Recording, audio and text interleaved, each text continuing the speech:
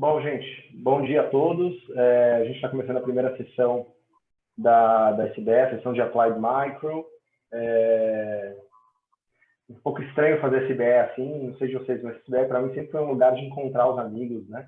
Ver o que todo mundo está produzindo e confraternizar. Mas, enfim, é o que tem para hoje. Espero que seja bastante produtivo a SBE. A gente vai começar com o Gabriel, apresentando um trabalho dele cooperado com o Cloud, depois a gente vai para a Gabi e depois eu apresento. Vai lá, Gabriel, está com você. Claro. Primeiro, pessoal, eu queria perguntar se tem algum estrangeiro na sala. Se tiver, eu apresento em inglês, se não, eu apresento em português. Então, se tiver alguém, por favor, se manifesta, que aí eu faço a apresentação em inglês. Mas, se não tiver, parece que não, então. Tudo bem. Eu vou apresentar em português, então, pessoal. Se tiver algum estrangeiro, me avisa, por favor. Vocês já estão vendo minha tela? Vocês estão vendo minha tela? Sim. Então... Só para te dizer, Gabriel, tem uma galera falando pelo chat, porque o microfone deles está fechado. Mas acho que nenhum gringo se manifestou. Então, tudo bem. Tem inglês, então eu vou apresentar em inglês. Tudo bem. Ok? Mas acho que não. Acho que esse sims foi para se estava te ouvindo. Tá. Tudo bem. Então, sabe que a gente pega mais tempo. Eu vou apresentar em português, então. Boa tarde. Como o Luiz disse, eu vou apresentar o meu trabalho coautorado com o Cláudio. Inicialmente, isso foi a minha tese de mestrado, ainda não tive tempo de fazer muitas alterações nela. Eu comecei o programa de doutorado agora. E a história que... Bom, o que eu vou passar para vocês aqui é argumentar como a alternância política pode trazer ineficiências do Estado através de incentivos eleitorais. A motivação para o projeto, ela parte desse fato no mundo em desenvolvimento, que é muito comum obras públicas serem abandonadas no meio da sua construção. A gente tem evidência disso acontecendo em Gana, com esse Journal of Political Science, American Journal of Political Science do Williams 2017, em Nigéria, na Nigéria também, que é uma situação muito parecida. E aqui eu vou mostrar que no Brasil acontece muito o abandono de obras públicas no meio da sua construção, mas eu acho que isso não é novidade para ninguém. Mas a pergunta que fica, eu acho bom, é por que existem tantas obras não terminadas nesses países? Primeiro, Haswin Roger traz uma evidência empírica de que práticas de administração na burocracia podem trazer esses problemas. E o Williams também traz essa teoria da falha da escolha coletiva, onde, como a demanda por infraestrutura é muito alta, os políticos acabam iniciando muitos projetos e, quando precisam terminar, acaba o orçamento. Existe uma demanda muito alta e uma capacidade de suprir essa demanda muito baixa, em Gana, pelo menos. Mas, além disso, existem alguns outros argumentos teóricos que linkam a ineficiência no gasto público com incentivos eleitorais e a incerteza política encarada por incumbentes num ambiente democrático. Acho que é interessante trazer com mais detalhe essa teoria dos elefantes brancos, que conversa bastante com o que eu estou trabalhando aqui, que eles olham essas obras dos elefantes brancos, que são obras socialmente ineficientes, como uma solução para esse problema de comprometimento de duas vias em relações clientelísticas, onde a gente tem um político que quer receber o voto da população e ele vai entregar alguma coisa de volta, mas depois que ele entrega, nada garante que ele vai receber o voto da população e, ao mesmo tempo, a população, ao votar no político, nada garante que ele vai entregar o bem público da relação clientelística. Então, os elefantes brancos eles surgem como uma solução para essa barganha intertemporal, onde o sucesso do político ele acaba sendo atrelado à entrega do projeto, porque ele é o único que consegue, crivelmente, se comprometer a terminar a obra que fica inacabada durante a transição do mandato. E, além disso, existe esse outro artigo do Callender de Haya, que mostra como a durabilidade, a característica da durabilidade dos investimentos em infraestrutura podem interagir com o ciclo eleitoral mais curto e distorcer o investimento. No entanto, a evidência empírica sobre ciclos eleitorais impactando a conclusão de obras de infraestrutura é muito escassa. E nesse artigo, o que a gente se propôs a perguntar e responder é se a alternância política afeta a construção de infraestrutura aqui no Brasil. E a gente supera desafios anteriores na literatura, trazendo essa inovação dessa base de dados inédita do monitoramento de obras públicas e utilizando uma regressão em descontinuidade em descontinuidade nas eleições locais do Brasil, usando aquele modelo de close elections pioneirado pelo Lee em 2008. E aqui eu vou argumentar que os nossos resultados eles são condizentes com um mecanismo eleitoral ainda não explorado pela literatura, que seria essa dinâmica de credit claim, onde partidos recém-eleitos eles têm menos incentivos a completar projetos do mandato anterior. E a gente argumenta que os nossos achados são consistentes com isso, porque a gente só encontra efeito da alternância política sobre os projetos que foram herdados com um canteiro de obra, com uma evolução física durante a transição do mandato. E eu vou entrar nesse ponto com mais detalhes daqui para frente, apresentando esse theoretical framework em alguns slides, mas antes eu queria trazer qual é o background institucional, que eu acho que sobra um pouco para essa audiência, mas eu vou falar brevemente sobre isso. O nosso foco vai ser sobre os contratos de infraestrutura financiados com dinheiro federal, das transferências voluntárias. Em específico, esses são os contratos de repasse da Caixa Econômica, que a Caixa Econômica Federal trabalha como trustee do governo, como mandatária do governo. E, no caso, apesar desses projetos serem financiados com fundos federais, a administração local das prefeituras tem um importante papel no desenvolvimento desses projetos ao aplicar, contratar e reportar toda a evolução desse projeto. Então, basicamente, a gente precisa da boa vontade do prefeito para o projeto andar.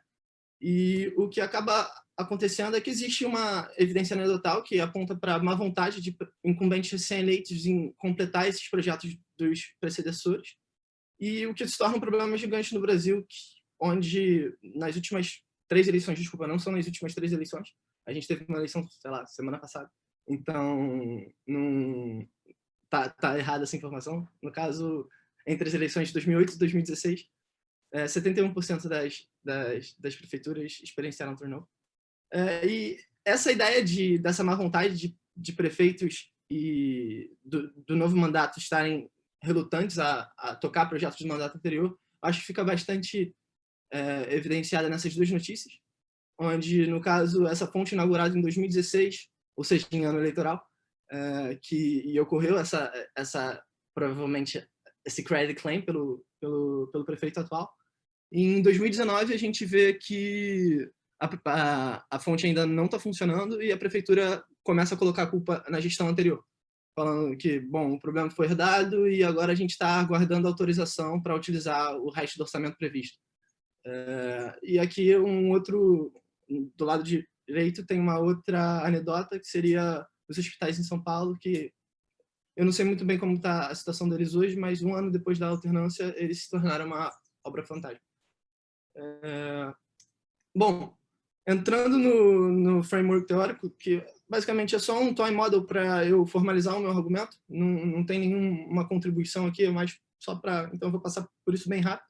Basicamente, a gente está num ambiente de voto probabilístico, onde a gente tem 2 partidos opositores, o incumbente e o desafiante, e os candidatos são oportunísticos, eles só se preocupam com a reeleição. E, no caso, os eleitores eles avaliam o incumbente através da quantidade de public works, de construções entregues. No entanto, além da gente colocar esse choque estocástico partidário que é padrão nos modelos de voto probabilístico. Mas qual é a decisão que esse incumbente ele encontra? Ele precisa decidir aonde ele vai alocar recursos burocráticos limitados, se ele vai investir esses recursos em novos projetos ou projetos herdados. E completar essa infraestrutura afeta a reeleição do incumbente de duas maneiras, como eu mencionei. Aumenta a avaliação do próprio incumbente, mas se o projeto for herdado de um partido da oposição, isso pode também aumentar a avaliação do eleitorado da capacidade de gestão da oposição. E um ponto importante que vai permitir que a gente entre nessa narrativa com mais segurança é que quando eu estiver mostrando os dados, é que a alternância, os resultados, é que a alternância partidária, a gente só espera que esse efeito negativo sobre a entrega de infraestrutura aconteça sobre projetos que foram herdados em uma fase de construção, ou seja, o prefeito anterior e o partido que iniciou o projeto, ele só tem a capacidade de clamar crédito sobre a obra caso durante a transição ele já tenha mostrado algum tipo de serviço para a população, ter levantado algum esqueleto, ter algum canteiro de obra para a população conseguir associar o projeto à gestão anterior. E, bom, as implicações são que existem mais não conclusões de projetos após uma alternância partidária e que a alternância ela só impacta projetos que foram herdados com esse canteiro de obra. Gabriel. Oi, claro. Oi, deixa eu fazer uma pergunta. Deixa eu só primeiro falar, acabei, na ânsia de começar rápido, eu não falei. Se vocês tiverem perguntas, mandem para mim, não a pergunta, mas falem o que vocês querem falar, que aí a gente libera o microfone para vocês, tá? Só porque vocês estão com o microfone em off. Deixa eu perguntar, eu sei que é só um tom imóvel, você não tem nenhuma contribuição aí, mas o que o seu modelo está enfatizando é um papel digamos assim, de se apropriar politicamente dos benefícios disso, mas pode ter um outro mecanismo, outra história aí, que não estar alinhado ideologicamente com aquele tipo de gasto, com aquele tipo de obra. Então pode entrar um cara que não gosta daquele tipo, você não vai conseguir separar essas coisas, você vai estar olhando só para se apropriar dos benefícios de uma obra mesmo, uma ponte, alguma coisa que o cara está fazendo, é isso? Sim, então, eu vou diferenciar a história que eu vou falar dessa história de diferentes preferências dos políticos através desse fator crucial que é o estágio do projeto quando herdado, que determinaria a quantidade de crédito que o incumbente anterior poderia se associar, né, aclamar sobre aquele projeto. E, sim, eu não descarto que preferências podem estar trazendo algum tipo de abandono e ineficiência na execução dessas obras, mas não é o foco, não é o que eu vou estar mostrando, sim, não é. Mas, bom, voltando, então, os dados que eu uso são as eleições municipais para prefeito de 2012 e 2016, onde o partido incumbente correu para a reeleição.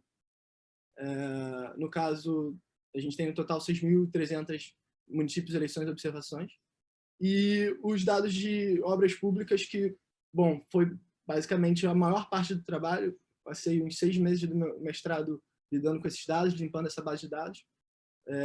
São um universo de mais de 90 mil contratos num painel de 8 anos. E a fonte são os dados de monitoramento da Caixa Econômica Federal. Bom, só para dar uma ideia de como é esse problema dos projetos não acabados no Brasil, eu vou trazer esses dados brevemente. Depois de 8 anos na base de dados construída, 54% dos projetos nunca são concluídos, com um cenário muito pior para clínicas da família, né, para unidades de saúde.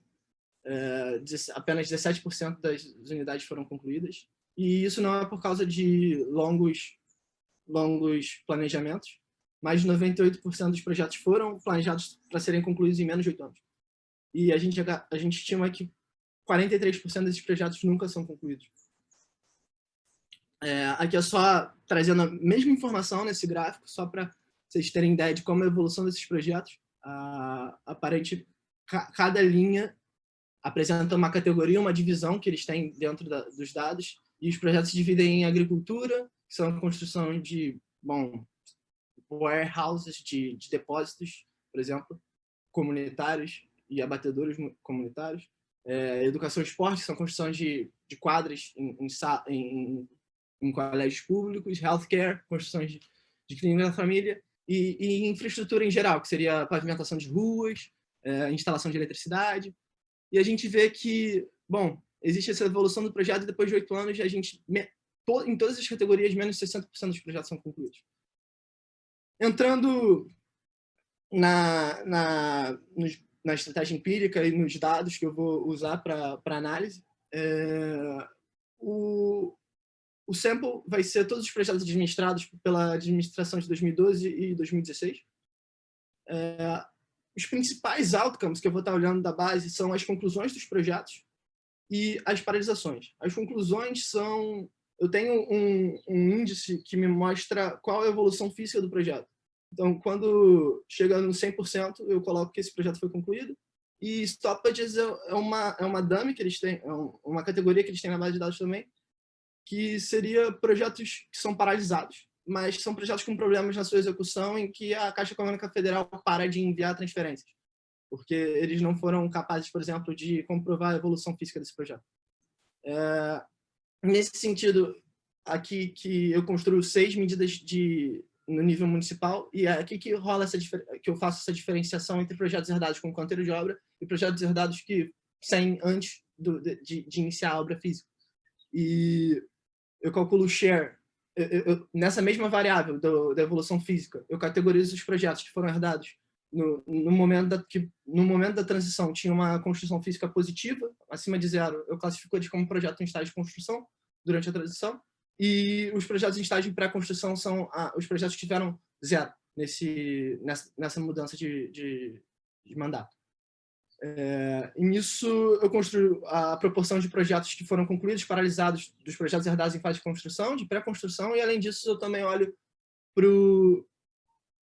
para a proporção de novos projetos nessa nova gestão e também para a proporção de conclusões nesses novos projetos, que vai me permitir também, por exemplo, diferenciar a minha hipótese de uma hipótese de que, por exemplo, como, bom, nesses papers onde essa estratégia empírica se tornou bastante difundida, utilizada aqui no Brasil, por exemplo, em Akhtar Moreira et al., de 2020, que é o paper de educação da Diana, que ela mostra onde a alternância dos políticos leva à alternância do corpo burocrático e isso traz ineficiências públicas. E essa diferente análise de, bom, projetos que foram herdados numa fase de pré-construção, projetos que foram herdados numa fase de construção e projetos que são novos projetos, eu consigo ver que se eu não observar efeito nesses outros projetos, eu consigo diferenciar a minha hipótese de claim da hipótese de, bom, na verdade o que está acontecendo é só uma alternância burocrática e o corpo burocrático da prefeitura está ficando menos eficiente em entregar esses projetos. Nisso, então, eu vou comparar municípios onde o candidato opositor quase ganhou com municípios onde o candidato opositor quase perdeu dentro dessa especificação, onde basicamente é um spline regression ao redor da descontinuidade. Acho que eu me aprofundar muito aqui vai sobrar para essa audiência, então eu não vou entrar muito em detalhes, mas é basicamente isso. Comparando o lado direito da descontinuidade com o lado esquerdo da descontinuidade, a gente consegue estimar esse beta 1, que seria o efeito do turnover sobre as obras, os outcomes de interesse. No caso, eu faço todas as baterias de placebo, sorting, e no caso, o único problema que eu encontro é num lag de uma variável, e, bom, quando eu testo para o lag dessa variável do outcome, quando eu refaço a regressão controlando por essa característica, os resultados se mantêm robustos, então eu acredito, a gente interpreta isso como um ruído estatístico. Bom, entrando então nos resultados, agora esse é o principal resultado da apresentação, onde eu mostro que, bom, quando a gente tem do lado esquerdo da descontinuidade, ou seja, em municípios onde o prefeito incumbente ele foi reeleito, não o prefeito incumbente, mas o partido incumbente foi reeleito, a gente observa taxas de conclusão. Uma coisa que eu não mencionei é que os projetos, eu vou estar comparando projetos quando eu coletei a base de dados, ainda era em 2019, ainda não tinha as últimas observações do mandato de 2020, de 2016. Então, eu vou estar fazendo essa comparação num pool RDD comparando os projetos no seu estágio 2 anos após o início de cada termo. Então, 2 anos e meio após o início do termo,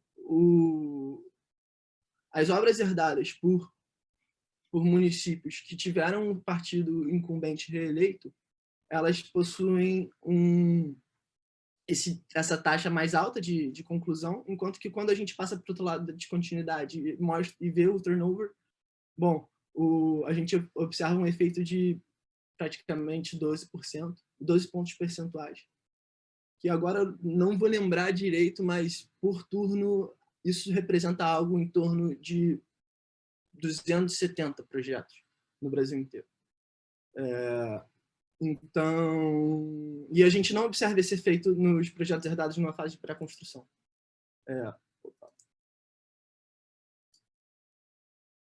Bom, agora olhando para outra variável de paralisações, de stoppages, a gente observa um efeito parecido, similar, só que na outra direção, e é interessante ressaltar que nesse caso a gente consegue ver também que, bom, não é só a execução desse projeto que está mais lenta, mas sim esses projetos estão encarando problemas de fato e por causa disso eles estão sendo paralisados.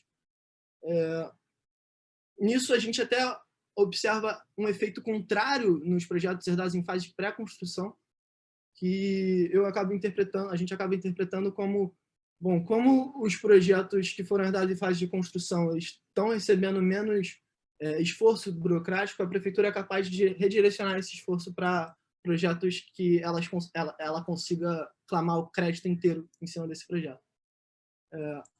Olhando para novos projetos, os efeitos não são tão claros. Aqui, nesse caso, a gente tem proporções negativas, porque eu estou fazendo resíduo, né? Eu estou tirando o efeito fixo de ano de cada... aqui é o resíduo depois de tirar o efeito fixo de ano. E, bom, a gente não observa muitos efeitos, apesar de nas estimativas pontuais, quando a gente reduz a margem, bom, existe esse efeito pequeno, um efeito considerável quando a margem é de 5%. Bom, além disso, um dos problemas que vocês podem trazer, que vocês podem argumentar é que, bom, você, na verdade, não está diferenciando... O que pode estar acontecendo não é essa história de credit claim, mas, na verdade, está relacionado à licitação do projeto. E, bom, é de se esperar que, bom, com as conexões entre o prefeito anterior e a empresa que está executando a obra, quando acontece a disrupção dessas conexões, existe algum problema em lidar com essa empresa ou qualquer coisa nesse sentido. E para isso, a gente, para diferenciar a nossa hipótese de construção, de credit claim, e para essa hipótese de conexões com as empresas, eu olho para esse efeito heterogêneo, onde eu pego a regressão de projetos herdados em fase de construção e divido em municípios que herdaram esses projetos em um estágio avançado e um estágio preliminar. E, no caso, a gente encontra um efeito muito mais alto para projetos herdados em fase muito avançada. Ou seja, os projetos que estão quase sendo concluídos durante a mudança de gestão, eles são os projetos que, bom, eles sofrem mais com a alternância partidária. E o mesmo vale para stoppages, para paralisações. Bom, além disso, a gente faz outros testes de robustez. Primeiro, para lidar com o problema do limite de termo das prefeituras, porque, bom, o que pode estar acontecendo é que, de um lado, como a gente só está olhando para partidos recém-eleitos, a gente vai ter todos os prefeitos no primeiro mandato, enquanto que, do outro, quando os partidos são reeleitos, o incumbente pode estar no segundo mandato. Então, a gente vai estar comparando um candidato que está no primeiro com um candidato que está no segundo. E isso poderia estar sendo um problema para a nossa identificação, porque isso gera diferentes incentivos para cada um desses candidatos. E, no caso, para lidar com esse limite de termo, a gente também faz uma especificação onde... Bom, nossa, não sabia que essa vela estava tão ruim. A gente também faz uma especificação onde a gente limita a nossa amostra para prefeituras que, bom, os prefeitos que estavam, os partidos que estavam tentando se reeleger, o prefeito já estava no segundo mandato, e isso faz com que o nosso grupo de comparação se torne apenas prefeitos no primeiro mandato. Então, a gente também observa que, no caso, o efeito permanece robusto. Aqui embaixo a gente vê que, para os projetos herdados em fase de construção, a gente tem algum efeito, só que a nossa amostra reduz drasticamente também. Então, o efeito não fica tão claro.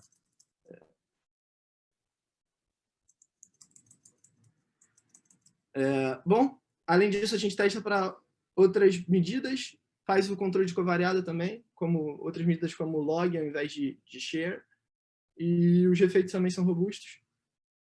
Como é que está o meu tempo, Luiz? Tá com 4 minutos. Você tá com 4 minutinhos, considerando o tempo. Não, tudo bem. Eu já tô... Terminou, esse é o último slide. Basicamente, o resumo é que a alternância partidária ela impacta negativamente a entrega de projetos herdados numa fase de construção, porém a gente não vê impactos ou impactos muito pequenos na entrega de outros projetos. Isso permite diferenciar a nossa hipótese de credit claim de outras hipóteses, como a ineficiência da burocracia causada pela disrupção do quadro administrativo da prefeitura. E, bom, a gente interpreta esse modelo dentro dessa...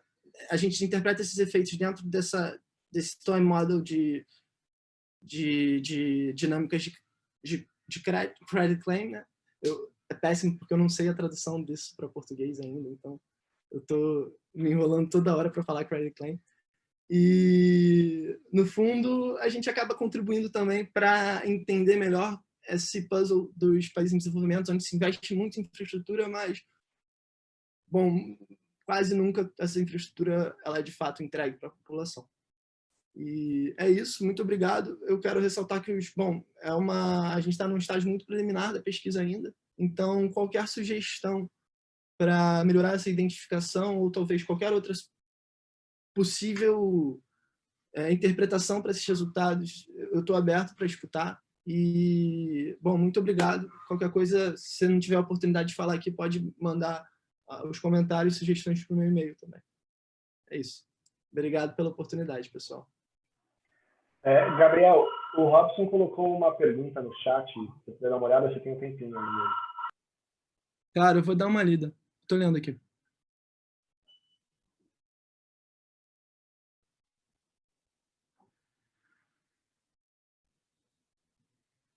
Tá.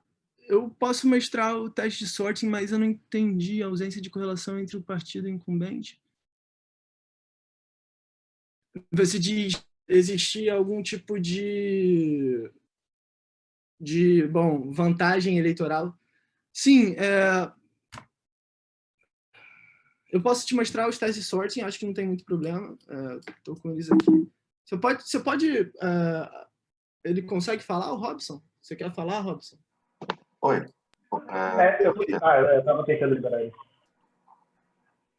Bem, parabéns pelo projeto. Na verdade, era só uma pergunta sobre se o partido incumbente não é mais provável de ganhar ou perder a próxima eleição, então seria só uma descontinuidade na probabilidade de eleição no período T mesmo. Só queria dar uma olhada no McCrary. Sim. Eu não...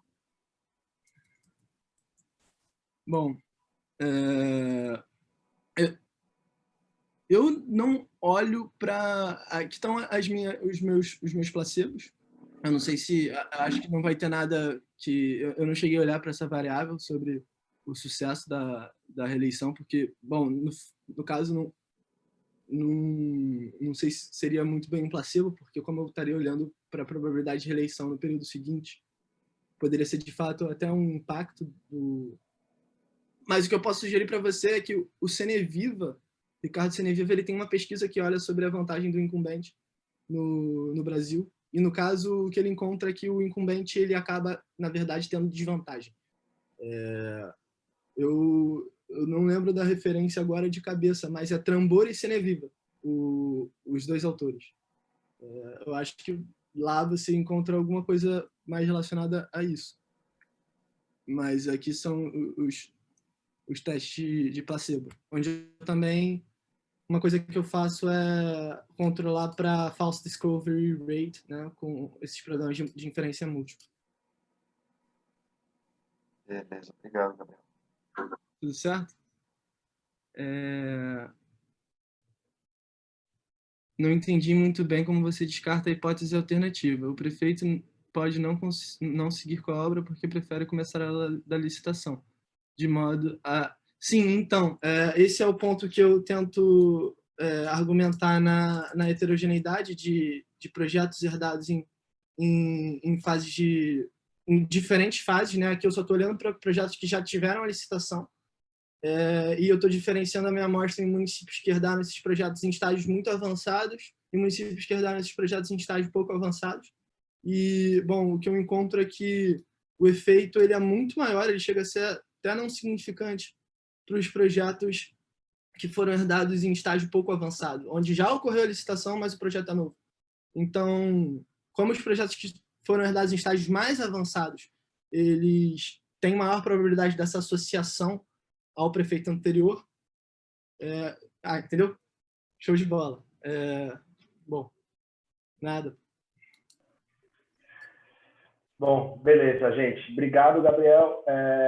Foi super aí no tempo. Então, só para reforçar, gente, se vocês tiverem perguntas, só mandem no chat e aí o Gabriel lê ou pede para abrir o microfone que a gente abre o microfone de vocês. Tá? Tem uma última do Vander Klaas aí, se você quiser responder em 30 segundos. Sim. Você controla de alguma forma a quantidade de obras em algum município? Eu ainda não fiz esse teste, não controlo. Eu deveria, inclusive, fazer uma robustez para isso. O legal não seria nem controlar, mas ver se tem alguma descontinuidade nisso. Mas não controlo. O Vladimir tem uma pergunta, eu vou abrir o microfone para ele aqui, fazer uma pergunta. Valeu, oi Gabriel, parabéns pelo trabalho, cara. Só uma dúvida, é uma questão de solo mesmo. Você não encontra efeito para novos projetos, em conclusão de novos projetos? A diferença, porque, enfim, eu não consegui ver com calma seu gráfico, mas pode ser que não deu tempo de terminar, por isso você não encontra. Você deve ter muito zero em ambos os lados da descontinuidade, por isso você não vai encontrar descontinuidade para a conclusão de novos projetos. Né? Seria legal você mostrar a proporção, tanto de um lado como do outro, de novos projetos que foram concluídos, porque o fato de você não encontrar efeito simplesmente pode ser um efeito solo. Não, sim, tá aqui o efeito e eu concordo, sim, que é um efeito solo. Eu gostaria de observar esses dados mais para frente. Eu vou fazer isso agora que o tempo passou e eu consigo fazer esse pulo RDD com mais períodos e olhar mais para frente do mandato de 2016. Mas eu concordo bastante que é um efeito de solo, porque, bom, quando eu tiro o intercepto, eu chego a ter, das eleições, no caso, aqui eu estou fazendo a descontinuidade no resíduo, né, tirando o efeito fixo de eleição.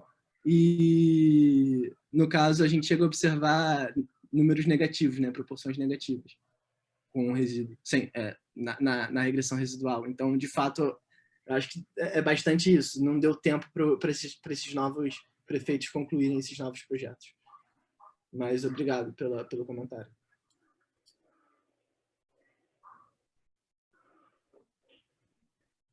Bom, então vamos lá. Acho que, Gabi, com você agora.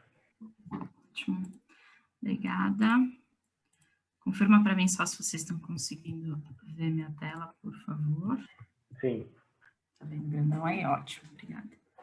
Bom, esse é um artigo da minha tese, né, em parceria com o Vladimir, que acabou de fazer a pergunta, e a Cristine Pinto, né, que foram meus orientadores. A ideia aqui é a gente estudar o papel das crenças dos professores. Cada vez que eu apresento esse artigo, essa palavra crenças gera um certo problema, então eu já vou começar falando dela. Aqui em inglês a gente chama de beliefs. Vocês podem entender como uma crença, como uma expectativa subjetiva, como algo que a professora acredita. E não acredita espiritual, né? Belief em português parece uma coisa um pouco espiritual, mas só o que ela espera a respeito de certo assunto, que no caso aqui vão ser das habilidades socioemocionais, tá? Esse assunto, né, de belief, né, o que as expectativas que as pessoas têm sobre determinados assuntos, estão sendo bastante estudados nos últimos anos, mas nessa área de economia da educação, né, e pensando também em primeira infância e tudo mais, tem se focado muito em expectativas ou beliefs, crenças dos pais, né? Então, qual é o efeito que o fato de que um pai acredita que determinada habilidade seja mais importante, qual é o efeito que isso causa nos investimentos, né, que esse pai vem fazer depois nessa criança? No entanto, a gente sabe, né, aqui também não preciso argumentar muito, que os professores, eles têm um papel essencial, né, na formação das crianças, tanto do ponto de vista cognitivo quanto do ponto de vista socioemocional. Então, a ideia desse artigo que eu vou apresentar para vocês agora, né, assim como outros que estão citados aqui nesse último bullet point, é juntar um pouco essas duas coisas. Então, entender qual é o papel que a expectativa das professoras tem sobre o desenvolvimento dos alunos, tá? Então, juntar um pouquinho essas duas literaturas de expectativa e da importância dos professores numa coisa só. Nesse artigo em específico, né, o objetivo, na verdade, a gente pode dividir em 3 partes. Primeiro, informar, né, as professoras a respeito da importância das habilidades cognitivas e socioemocionais na formação de capital humano. Depois, mostrar que essa crença que ela tem sobre essa importância tem um papel na forma como essa professora, ou professora, né, aloca o tempo nas diferentes tarefas do dia a dia, na interação com os alunos, né? Vocês estão vendo a minha tela ainda? Aqui, para mim, pareceu sumir. Que coisa louca. Tá. Voltou agora. Tá bom.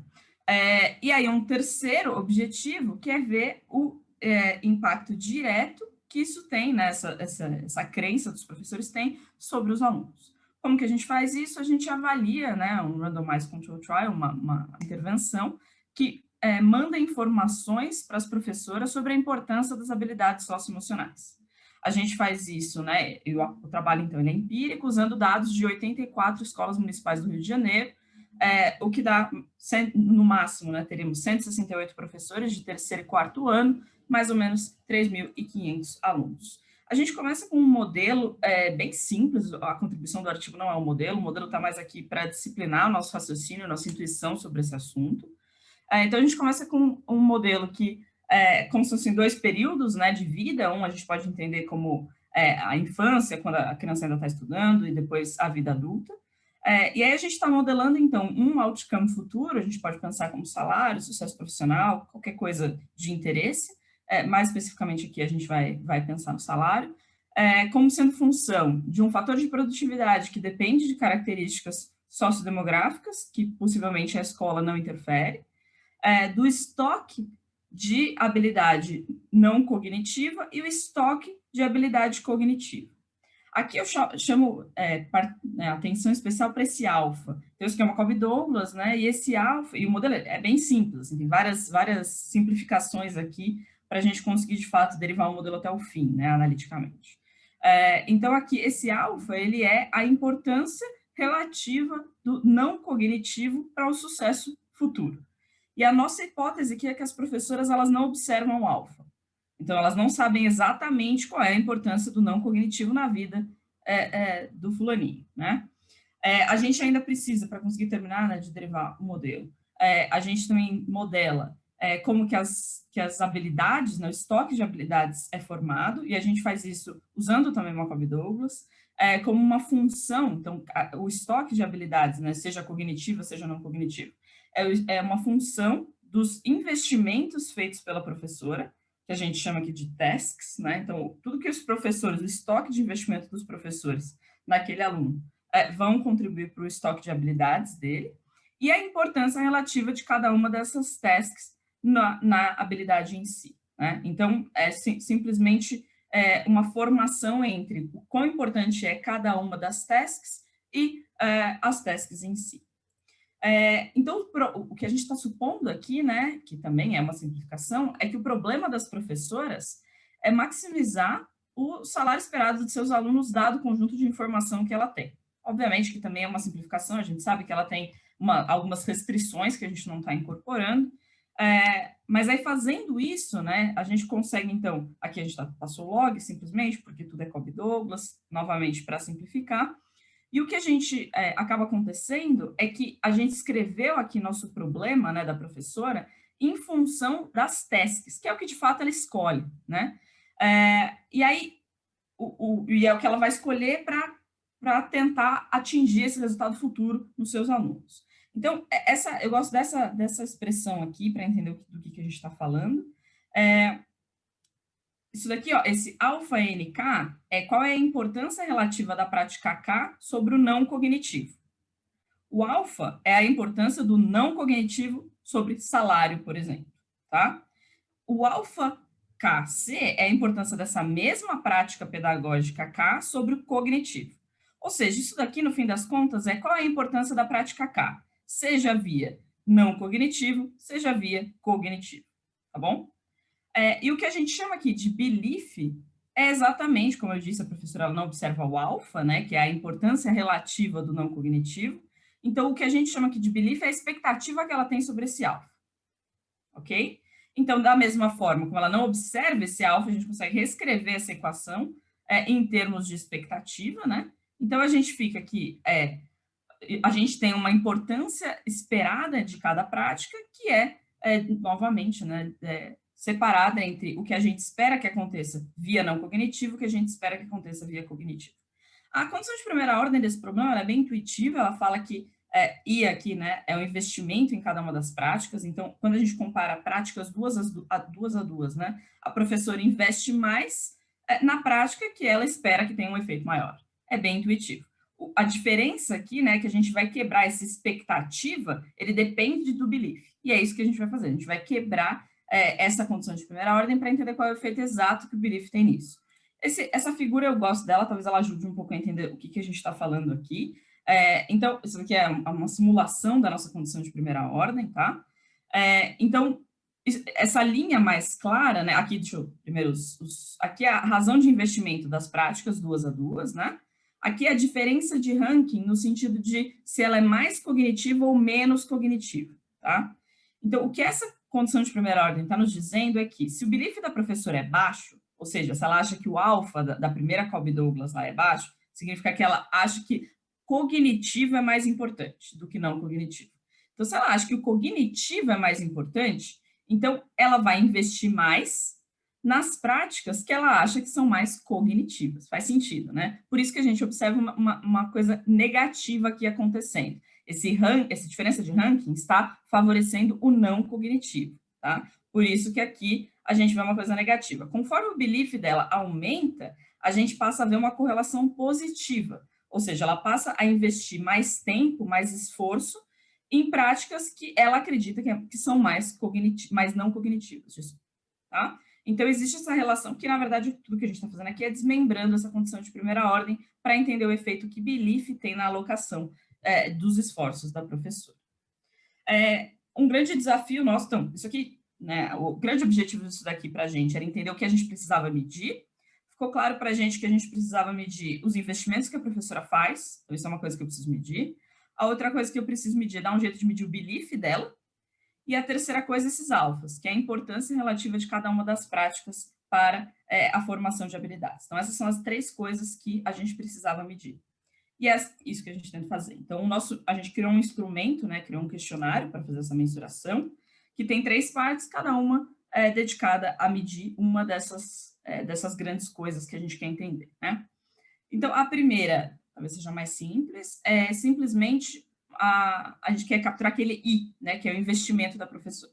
Então, a gente quer saber como ela aloca o esforço dela em todas as atividades que ela poderia alocar. Então, a gente dá para a professora, né, a gente deu para a professora uma lista de práticas pedagógicas, então, elogiar o esforço dos alunos, encorajar bom comportamento, realizar avaliações. Falou para ela, imagina que você tem 100 unidades de esforço, pensa numa semana típica do seu ano e divide aí essas 100 unidades de esforço entre essas práticas, tá? Então, essa era a primeira parte do nosso questionário.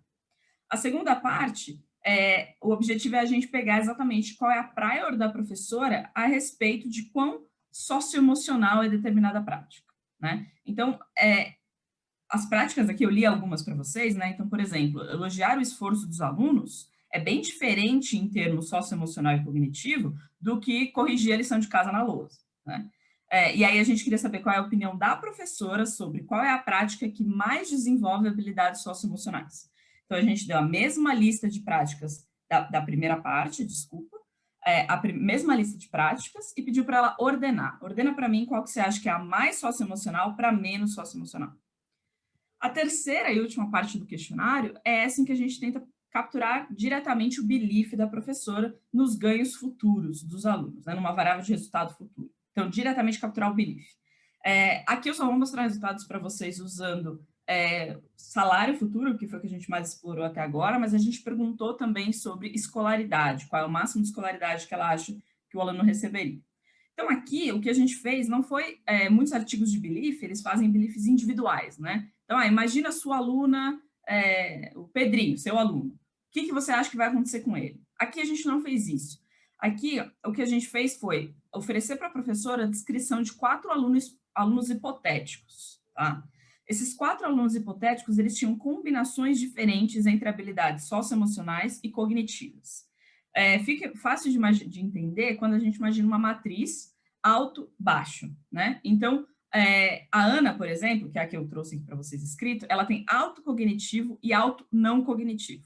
A forma como a gente descreveu a Ana foi: a Ana tem facilidade de aprendizado e é responsável. Além disso, nunca se envolve em conflitos com seus colegas, trabalha bem em grupo. Apesar de se frustrar algumas vezes com situações escolares ou pessoais, lida bem com os problemas que enfrenta.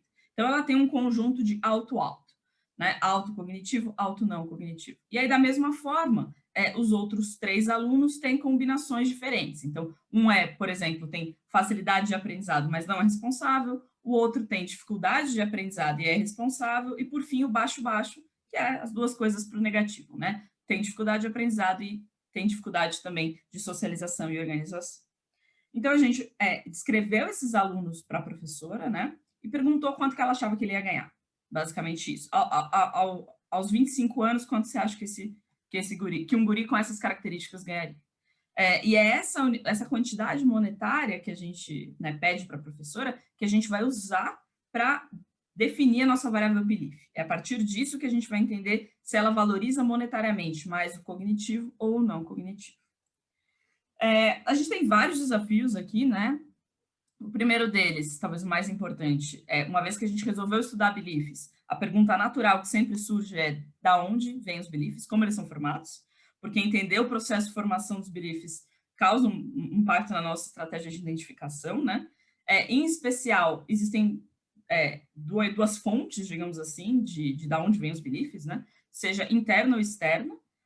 A gente acredita em alguma coisa porque a gente pensou sobre, porque a gente tem uma experiência, porque a gente fez experimentos, né, um professor numa sala de aula, então uma coisa autogerada, ou então porque alguém nos disse que era importante. Então a gente recebeu uma formação, um treinamento, a gente ouviu uma palestra.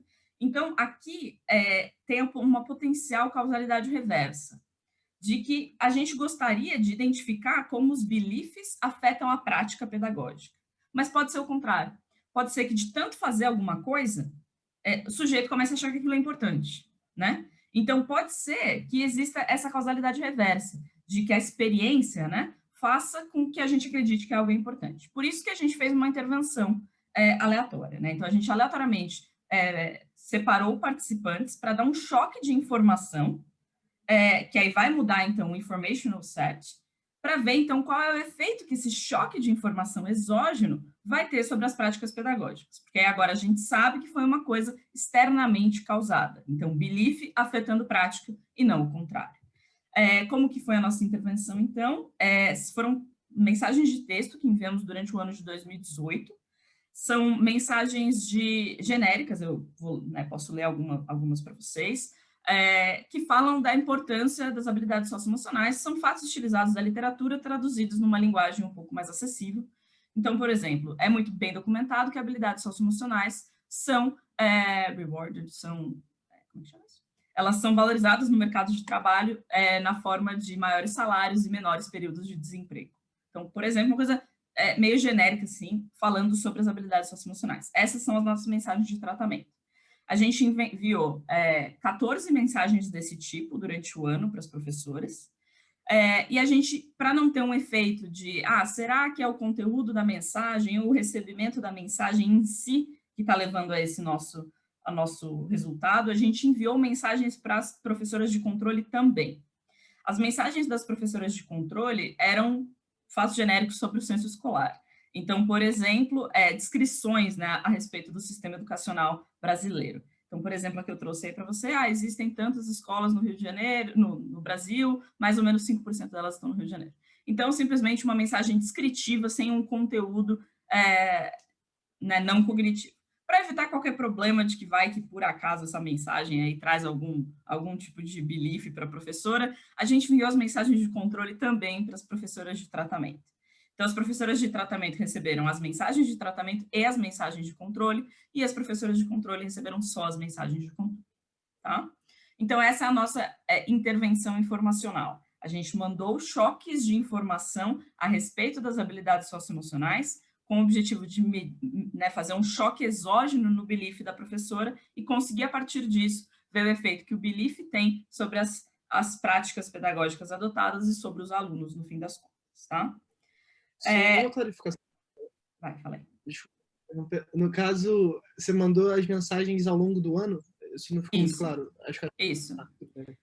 Então, são 14 mensagens, né, de tratamento, 14 de controle. O espaçamento entre cada tipo de mensagem era de 2 semanas. Então, as professoras de tratamento recebiam toda semana. As professoras de controle, semana sim, semana não. Tem também um possível problema de que seja dosagem, né? Querendo ou não, da forma que a gente fez, pode ser que o resultado acabe sendo pela dosagem da mensagem de tratamento. A gente espera que não, mas enfim. A gente testou essas mensagens, fez grupo focal para saber se elas traziam informações novas para os professores e tudo mais. O segundo desafio é se a gente consegue, de fato, passar do belief para a prática.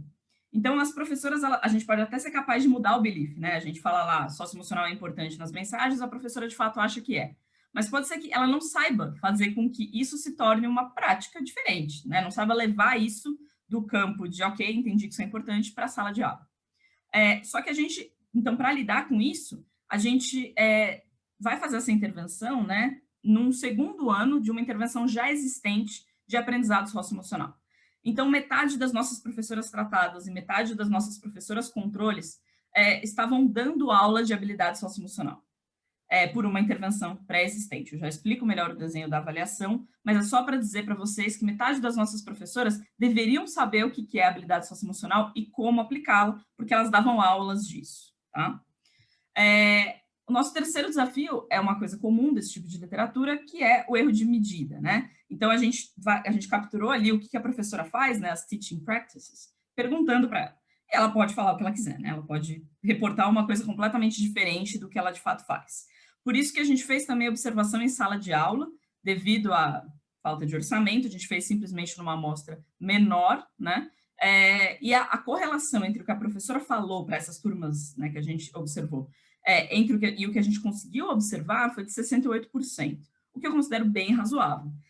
Principalmente porque as escalas eram diferentes, né? A professora conhece muito mais uma semana típica do que um observador que foi lá ver uma vez uma aula em um momento, tá?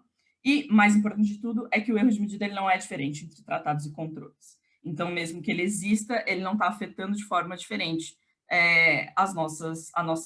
o nosso efeito do tratamento. Deixa eu passar um pouquinho pela linha do tempo para vocês entenderem direito como isso funcionou. Então, o projeto como um todo, né, começou em 2017. Então, aqui estão as datas de coleta de dados, né? Então, são 4 coletas de dados, baseline, follow-up, 2017 e 2018. Em 2017, a gente começou com essa intervenção socioemocional. A gente queria garantir que parte das professoras conhecesse muito bem o que era uma habilidade socioemocional e como colocá-la na prática. E depois, num segundo momento, em 2018, a gente colocou também, a gente continuou com o programa Compasso, né, que é a intervenção socioemocional, e a gente começou também com essa intervenção de informação, que são essas mensagens que eu acabei de explicar para vocês. Nessas 4 pontos do tempo, a gente coletou coisas sobre os alunos e sobre os professores, tá? Então, só para ficar mais claro, o grupo das nossas escolas estão divididas em 4, então. Eu tinha falado lá no começo que a gente tinha 84 escolas. Essas 84 escolas, elas estão divididas em células de 21 escolas, cada uma delas. Então, por exemplo, esse primeiro grupo é o grupo que é controle das 2 intervenções. Esse segundo grupo aqui é o grupo que recebeu as aulas socioemocionais e não recebeu as nossas mensagens. E assim por diante. Então, é assim que a gente consegue ter uma parte da nossa amostra que sabe muito bem o que são as habilidades socioemocionais, tá bom? Sobre participação na pesquisa, de fato, ela não é das melhores. Então, aqui é o que deveria ser a nossa amostra em termos de professoras, né? Então, cada grupo desses tem 25 escolas, 42 professoras. É o que a gente esperava, então, encontrar em cada um dessas células, né? Dessas combinações de tratamento. Quando a gente vê quem, de fato, participou, tanto do baseline quanto do follow-up, cai bastante, tá vendo? Então, de 42, a gente vem para, sei lá, 27 aqui, 21 aqui, 24, 21, ou seja, das 168 professoras que potencialmente poderiam participar da nossa pesquisa, 93 de fato participam. A gente não tem evidências de falta de balanceamento ou de atrito seletivo, tá no artigo bonitinho as tabelas, e os grupos parecem ser parecidos, né? Eles são parecidos nas observáveis, mas é claro que a gente tem um problema de poder aqui, né? Fazendo uma regressão com 93 observações. Então é claro que é difícil de encontrar né, alguma coisa aí com 93 observações. Isso daqui é um pouco das estatísticas descritivas. Aqui é aquela terceira parte do questionário em que a gente descreveu a Ana e perguntou para a professora o quanto ela achava que a Ana ia receber, né? Então, a Ana, em particular, é esse grupo aqui, ó, que são os alunos com alto não cognitivo e alto cognitivo. A média de salário que as professoras atribuíram a um aluno como a Ana é 4.662. O que é legal desses 4 gráficos é perceber que as professoras valorizavam, isso aqui é no baseline, tá? Valorizavam tanto o cognitivo quanto o não cognitivo, né? Quando você tem mais habilidades, elas acham que você vai ganhar mais. Mas elas valorizam mais o não cognitivo do que o cognitivo, tá? Então, aqui são quatro gráficos, né? Cada um deles com combinações diferentes dessas habilidades. Então, olha só, quando a gente compara o baixo-baixo com o alto-alto, a diferença de salário vai de 2.915, a média, né? Para 4.662. E é a partir desses valores que a gente vai criar a nossa variável de belief. Então, o belief nada mais é do que a diferença de salário que a professora atribui em prol do não cognitivo, tá? Isso aqui é a nossa variável de belief, a gente passou ela, né? Aqui a gente normalizou ela, padronizou ela, desculpa. Então, aqui é o gráfico. Essa medida ela não é comparável entre baseline e follow-up, porque a gente fez a conta, não é diretamente comparável, né? Porque a gente fez a conta primeiro no baseline, depois no follow-up. A linha azul é de tratamento, a linha vermelha é de controle. Dá para perceber que existe uma diferença na distribuição de tratamento e controle, mas a média aqui no baseline é muito parecida, e a média no follow-up fica bem diferente, né? Então, parece que existiu, e aqui novamente, lembrando que temos 93 observações, né? Então, aqui parece ter existido alguma diferença, alguma mudança entre o baseline e o follow-up nessas médias entre tratamento e controle, tá? Gabi, Oi. Gabi, desculpa, passou uma mensagem do Vander aqui, eu não tinha visto, peço desculpa. Talvez você tenha respondido quando você falou do take-up, mas ele está perguntando o que garante que as professoras leram a mensagem. É um intent to treat que você está estimando? Sim, então eu estou estimando, eu vou mostrar inclusive o intention to treat, que é o que de fato eu estou estimando, mas eu tenho também, era mensagem de WhatsApp, então eu consigo saber se ela visualizou, pelo menos. Então eu consigo fazer uma coisa como um LAT também, tá? Não só o intention to treat. Mas eu vou mostrar aqui para vocês o intention to treat, inclusive. Aqui nesse outro gráfico a gente tem aqui, primeiro, a correlação entre, porque a nossa vou voltar ali só para explicar melhor.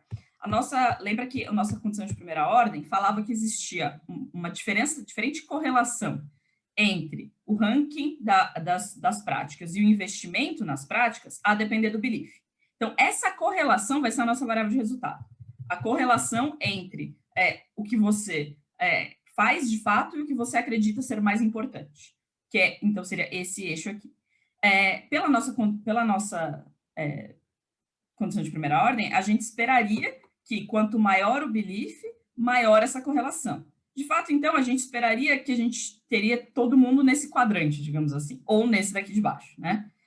Então, uma coisa positiva grande, então aqui, ó, positiva, para quem tem um belief alto, né? Então, 82% das professoras, elas têm um belief, né, esperado com o que a gente, isso no baseline, 77 no follow-up, de acordo com o que a nossa condição de primeira ordem está dizendo.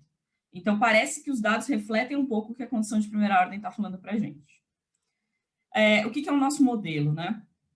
Então, a nossa variável de resultado, de fato, é essa correlação existente entre o investimento nas práticas, né, e o ranking dessas práticas. Se esse número é grande, significa que a professora investe mais tempo em coisas que ela acredita serem socioemocionais. Se esse número é pequeno, significa que ela investe mais tempo em coisas que ela acredita serem cognitivas. E a gente explica isso por essa mesma medida no baseline, pelo belief no baseline, pelo belief no follow-up, e por dummies da estratificação da nossa amostra. Esse é o nosso modelo básico. Onde entra o nosso tratamento aqui, né? O nosso tratamento, ele entra para explicar o nosso belief no follow-up, porque aí foi um choque que vai fazer com que mude o belief no follow-up. No fim das contas, isso daqui vai ser um modelo, vai ser um IV, né? Então, a gente vai usar o nosso que é a variável excluída, né? A gente vai usar o nosso tratamento como variável instrumental para o belief no follow-up, ok? Então, vamos lá. O primeiro estágio, o que é o... Oi, fala. Gabi, rapidinho. Acho que você está encaminhando por cima, só você tem 5 minutinhos, tá? Beleza. Então, vamos lá. O primeiro estágio, que é simplesmente essa nossa regressão aqui. Eu ver se o tratamento, de fato, impactou o belief, né? Então, sim, né? Tudo aqui bonitinho, com estrelinha. Mais ou menos 0,1, né? Então, lembra que o belief é uma medida aí que vai de 0 a 1, né? Então, você receber a mensagem fez com que causasse um aumento de 0,1 numa medida que vai de 0 a 1. É um pouco genérico a princípio, eu vou dar um pouquinho mais de cheiro do que é isso daqui a pouco, tá? Mas sim, parece que de fato e aqui de fato isso daqui é um intention to treat. Se a gente fosse para o LAT, eu não vou porque não vai dar tempo, mas se a gente fosse para o LAT, os efeitos seriam ainda maiores, né? Então isso daqui é contando que todo mundo que eu mandei a mensagem leu, né? Sem levar em consideração que algumas professoras podem ter ignorado minha mensagem. Agora aqui é, de fato, o segundo estágio. Então, aqui, a minha variável de resultado é a correlação entre o investimento em determinadas práticas e o quanto a professora acredita que aquela prática é socioemocional, tá? Aqui, a gente, de fato, tem 92 observações, né? Não é tanta observação assim. A gente encontra algum resultado aqui, mas nada muito chamativo. No entanto, e aqui eu estou considerando todas as práticas. A gente perguntou para a professora coisas a respeito de práticas dentro da sala de aula e fora da sala de aula. E aqui está tudo junto. Quando a gente vai para as práticas dentro da sala de aula, aí a coisa fica mais bonita, né? Diferentes especificações, diferentes métodos, a gente começa a encontrar um resultado mais robusto aqui de que sim, as mensagens, então, impactam o belief, e quando eu uso esse nosso tratamento como instrumento para o belief, eu encontro um efeito do belief sobre essa adesão entre o que a professora acredita e o que de fato ela faz, que é essa correlação entre investimento e o belief, investimento e o que ela acredita a respeito de cada prática, tá? Então, até agora, o que a gente tem? Que essa intervenção tem um impacto sobre a expectativa dos professores e que essa expectativa fez com que ela investisse mais em socioemocional. Será que, no entanto, elas sabem implementar o socioemocional, né? Aquela pergunta de, será que elas de fato fazem isso, sabem fazer isso? Aí a gente começa a explorar agora a nossa segunda intervenção, que é a de aprendizado socioemocional. O que essa tabela mostra para a gente é que todo o resultado que a gente está observando vem da nossa intervenção de informação e não da intervenção das aulas de habilidade socioemocional. Significa, portanto, que a gente não necessariamente, para encontrar esse resultado que a gente teve, a gente não precisou fazer longos treinamentos, ensinar a professora da aula socioemocional e coisas do tipo. A gente simplesmente mandou algumas mensagens para ela, com conteúdo informacional, que fez com que elas reagissem e mudassem o comportamento em sala de aula, tá? A outra pergunta natural é se isso teve um efeito sobre os alunos, né? Direto sobre os alunos. A gente encontra, essa aqui é a linha sobre são as medidas que a gente tem, algumas habilidades não cognitivas, algumas cognitivas e dados administrativos. A gente encontra alguma coisa aqui em habilidades cognitivas, que é de memória de trabalho, esse score, e a gente encontra também em diminuição do atraso escolar. Então, qual que é o resumo da ópera aqui, né? Já concluindo, então. Que a gente conseguiu, com uma intervenção muito simples, que foi de mandar mensagens para as professoras, a gente conseguiu, com isso, identificar que elas passaram a valorizar mais, em termos monetários, né, as habilidades socioemocionais dos seus alunos, ou seja, elas aumentaram o que aqui a gente chama de belief. A partir desse belief aumentado, as professoras começaram a aumentar o esforço socioemocional que elas colocavam. À medida que a gente fez uma continha de padaria, a gente conseguiu chegar que ela aumentou o esforço socioemocional dela em 6%, né? O que é bem razoável. Então, todo o esforço que ela colocou, 6% aumentou na direção socioemocional. O que fez com que a gente conseguisse levar a professora do primeiro decil do investimento ranking, né, da correlação da nossa variável de resultado, para a média ou mediana.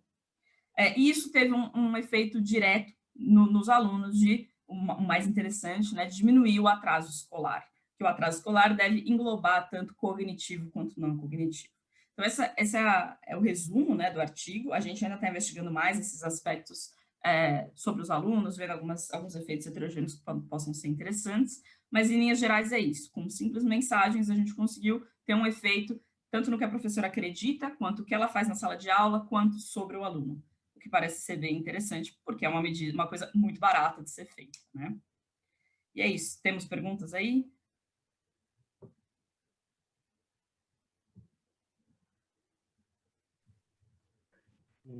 Acho que não. Não temos perguntas, gente? Eu tenho uma pergunta, na verdade. Gabriela, eu queria saber se você pode desenvolver um pouco mais o que é esse beliefs que você falou que é de 0 a 1. Consigo. Então, olha só, a gente pediu para a professora, na terceira parte do questionário, que é a que mede o belief, né? A gente pediu para ela falar assim para a gente, eu te escrevi um guri aqui, me fala quanto você acha que ele vai receber.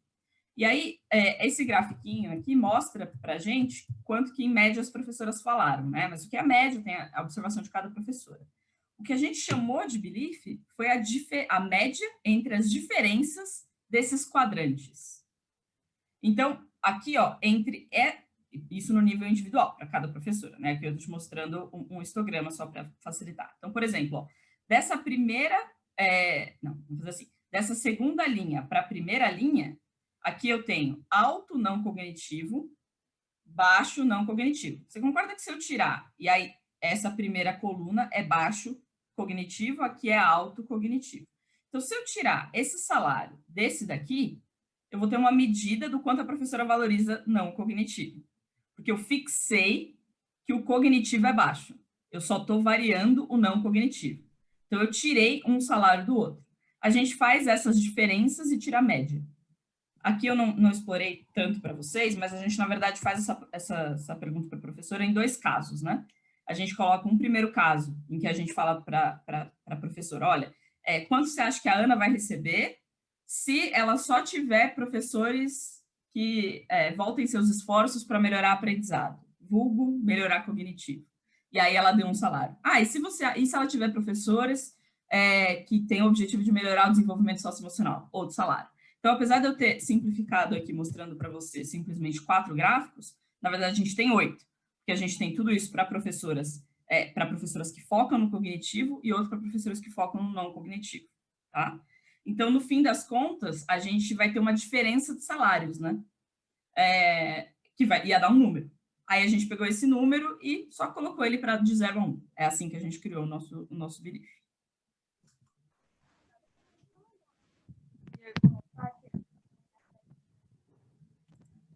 Eu não sei quem estava falando comigo. Quem estava falando comigo? Era a Bruna. Bruna, querida. E ficou claro, Bruna?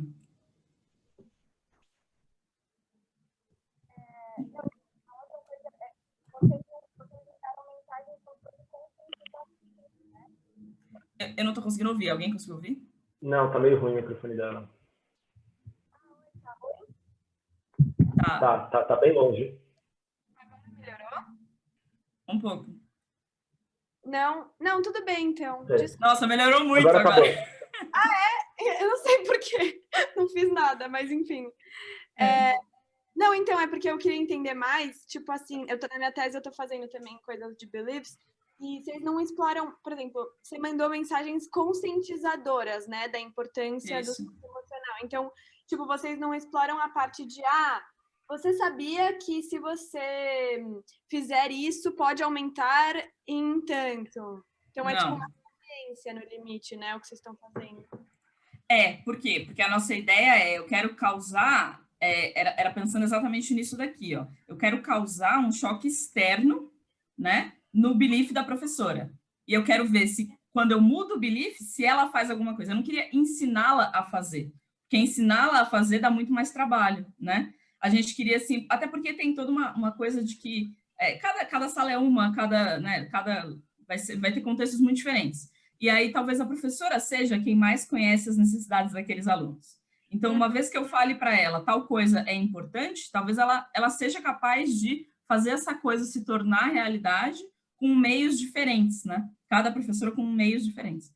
Então, a ideia era exatamente criar esse choque exógeno aqui, no que a professora acredita, e ver o que a partir daí era feito, sabe? E não tanto ensiná-la a fazer. Essa era a ideia. Tá? Obrigada, parabéns. Imagina.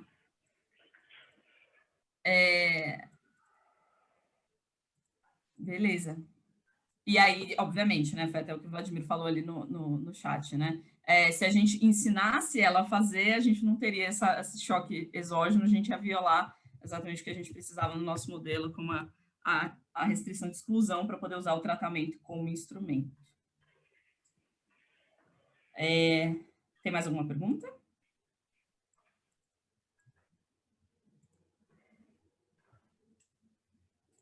Acho que é isso, né? Acho que é isso, né? Bom, então tá bom. Deixa eu, então... Peraí.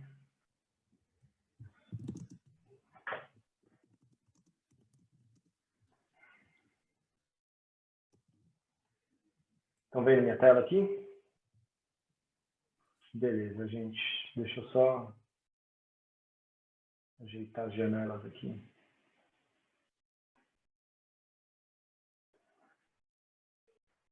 Tá, vamos lá, fica aí, vou pedir Gabi e Gabriel aí, na medida em que forem aparecendo perguntas, enfim, coisas assim, para vocês irem me auxiliando aí, me falarem, tá bom? Esse trabalho é um trabalho em parceria com o Rafael Bruci, da Católica de Brasília, ele deve estar acompanhando. O Alex, eu não sei se conseguiu entrar ou não, da Universidade de Barcelona, e é um trabalho aí que veio nessa curva aí que nós economistas tratamos de não achatar de papers de Covid-19, né? Acho que tem bastante coisa para a gente aprender sobre essa pandemia, e esse trabalho vem nessa linha para tentar ensinar algumas coisas para a gente, tá? Então, se a gente olhar para países em desenvolvimento, a gente sabe que tem um problema bastante sério em países em desenvolvimento, que é o problema de capacidade estatal, ou de state capacity, como a gente fala na literatura, que o Estado não consegue chegar de maneira eficiente em todos os lugares e atender seus cidadãos e prover bens e serviços de maneira eficiente, né? Às vezes não consegue chegar at all, né? Isso cria espaço para que grupos que não são grupos do Estado possam preencher esse vazio e passar a prover bens e serviços, né? Essa é uma questão muito relevante, especialmente se a gente pensar em momentos de crise, como uma crise de saúde pública como a pandemia, assim, é um problema super, super relevante, né? Como é que o Estado pode, então, nesse tipo de situação, quando ele não tem poder sobre alguma região, quando tem um grupo ali não governamental que está ali presente, como é que ele pode prover bens e serviços públicos para os seus cidadãos, né? E esse é um problema que a gente experimentou durante a pandemia em alguns lugares do Brasil, em particular no Rio de Janeiro. Então, só para a gente lembrar, no começo lá da pandemia, quando o ministro era o Mandetta chegou a dar uma declaração pública dizendo que o governo brasileiro deveria conversar e se coordenar com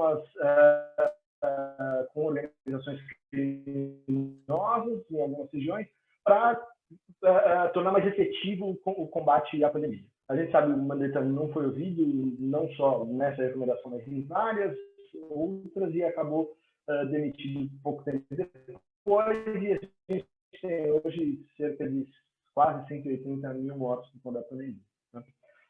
Então, vamos olhar aqui, essa apresentação mostra um fato que foi bastante noticiado no Rio de Janeiro. Então, primeiro a gente tem uma notícia mostrando que gangues de tráfico de drogas, que organizações criminosas ligadas ao tráfico de drogas estavam impondo restrições, lockdowns aos moradores, toque de recolher aos moradores.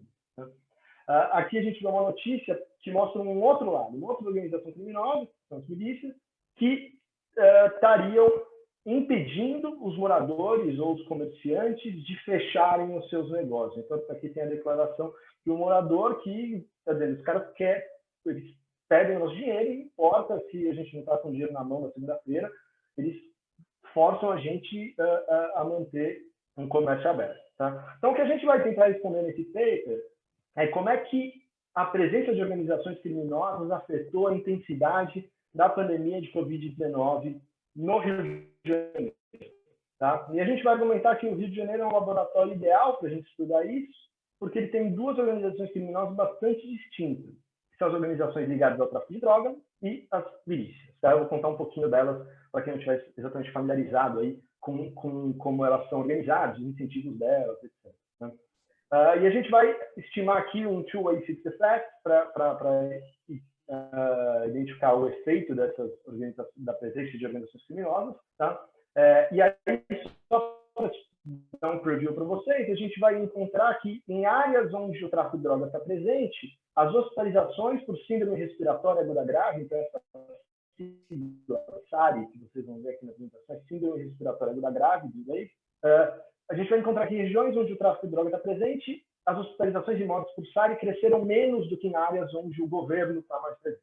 Em áreas onde as milícias estão presentes, as hospitalizações e mortes por SARI cresceram mais do que em áreas onde o governo está presente.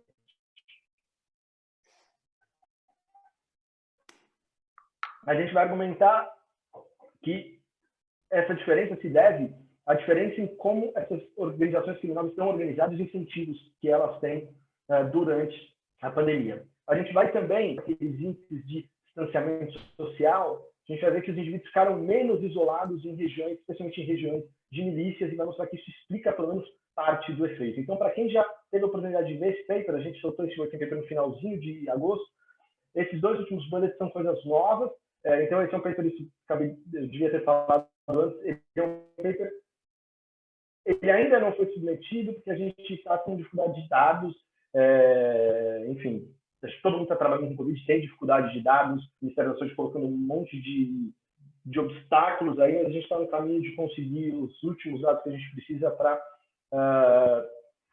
aprimorar esse trabalho, aprimorar essa análise. Tá? Então, vai ter algumas diferenças em relação a quem viu a versão que circulou por aí no fim de agosto. Tá? Aqui é o outline, eu vou falar bem rapidamente de literatura para vocês, mas só para situar o que a gente está conversando, tem uma literatura relativamente grande que estuda efeitos de consequências econômicas de crime organizado. Né? E aí as coisas vão dos dois lados. Então, a gente tem artigos mostrando que a presença de esse JD 2020 mostra que a presença de organizações criminosas, cartéis, no México, ele tem efeitos positivos sobre produção de bem público e praticamente de bem-estar dos cidadãos.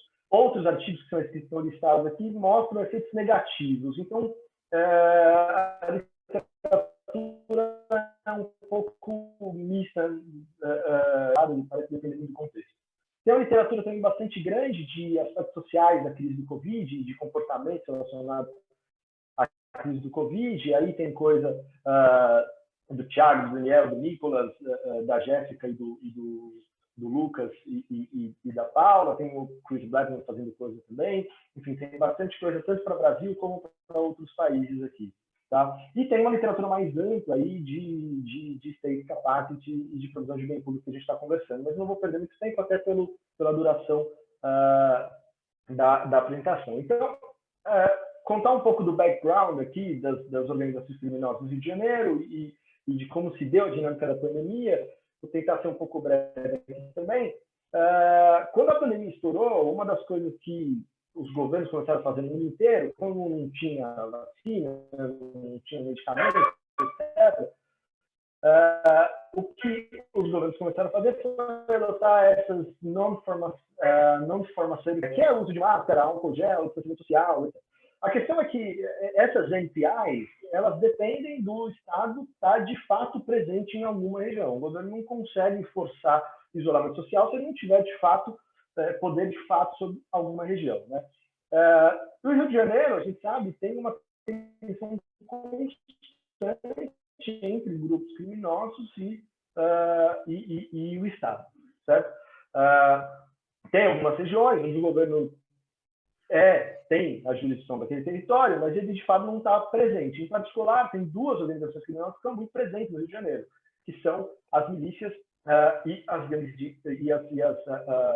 a gente chama drug gangs aqui, que são as organizações ligadas ao tráfico de drogas. Tá? E são organizações que são muito distintas e têm incentivos muito distintos em relação à pandemia. Então, o tráfico de drogas, ele começa no Rio de Janeiro ali por volta dos anos 80, com o Comando Vermelho, e ele atua tipicamente nas favelas. Dentro das favelas e nos morros, onde, enfim, essas organizações conseguem se esconder da polícia, enfim. E como é que eles se financiam? Né? Qual que é o business desses caras? Basicamente, o tráfico de drogas. Eles também praticam roubos, etc., mas basicamente eles financiam através do tráfico de drogas. Tá? E o tráfico de drogas tem uma característica bastante particular, que é o fato de ele não se dar dentro da comunidade e principalmente dele não se dar com os membros da comunidade. Então, os crimes cometidos pelas organizações de tráfico de drogas, elas não são cometidas dentro da comunidade, elas são cometidas fora da comunidade. Então, é de se esperar que organizações relacionadas ao tráfico de drogas, elas dependam muito menos do nível de atividade econômica nas bordas da comunidade. Ela depende muito mais do que acontece fora, às margens. Né? Então, se a gente pensar em morros ali, não é necessariamente um problema para as organizações que operam ali no morro, porque eles vão vender, em geral, drogas para quem está ali embaixo, na Zona Sul. Então, o que importa no business deles é isso. As milícias operam de um jeito bastante diferente. Elas também começaram nos anos 80, com um grupo ali de policiais, ex-policiais na região hoje bastante conhecida por diversas ações, que é a região do Rio das Pedras.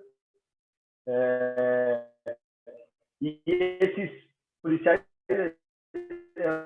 começou com o objetivo de expulsar organizações ligadas ao tráfico de drogas daquela distorção e por meio de cobrança de taxas de moradores da região. Então, em oposição à organização ligada ao tráfico de drogas, as milícias são muito mais sensíveis à atividade econômica na região. Se tiver todo mundo dentro de casa, o comércio não estiver funcionando, eles vão lucrar muito menos. Então, eles dependem muito mais do nível de atividade. E aí os incentivos desses dois grupos criminosos vão ser bastante diferentes durante a pandemia. Tá bom? Aqui a gente tem um timelinezinho de como foi a pandemia no Rio de Janeiro. Então, a gente teve lá, não me lembro agora, no dia 3 de março, no dia 5 de março, aí depois no dia 13 de fechamento das escolas, do governador e prefeito. 2 semanas depois, os negócios que são não essenciais também foram fechados. E aí, no começo ali de junho, a gente tem a reabertura da economia. Então, a gente deveria ver alguma diferença. As NPIs foram assim, mais restritivas, mais binding nesse período, né, de março a junho. Então, a gente deveria ver alguma diferença no comportamento de regiões controladas por essas organizações nesse período. Tá? Aqui a gente tem um gráfico que mostra, isso aqui claro que isso aqui é só descritivo, mas ele dá uma ideia das 3 curvas de pandemia que a gente tem no Rio de Janeiro. Tá? Então, a gente comparar aí, a gente tem basicamente 3 regiões controladas por organizações de tráfico de droga, controladas por milícias, e o grupo de controle, que é onde o Estado está presente. Você olha que o padrão é bastante diferente. Tá?